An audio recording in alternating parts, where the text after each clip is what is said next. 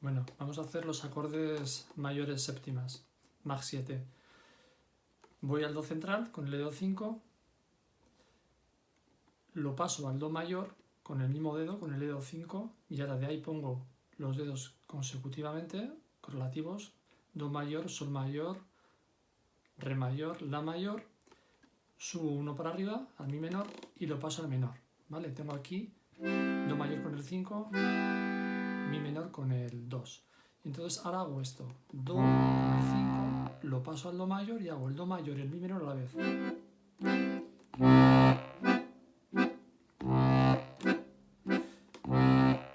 Eso sería para tener un acorde completo, que sería Do, Mi, Sol, Si. En la práctica se suele tocar así, pero lo vamos a hacer de esta manera, completo. Se puede trabajar como hacemos en los bajos estándar, los acordes muy cortitos, o por aprender bien cómo suena, hacemos largos,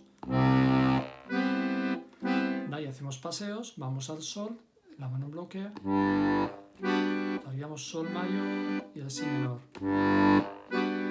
Los hago largos ahora. Voy al Re,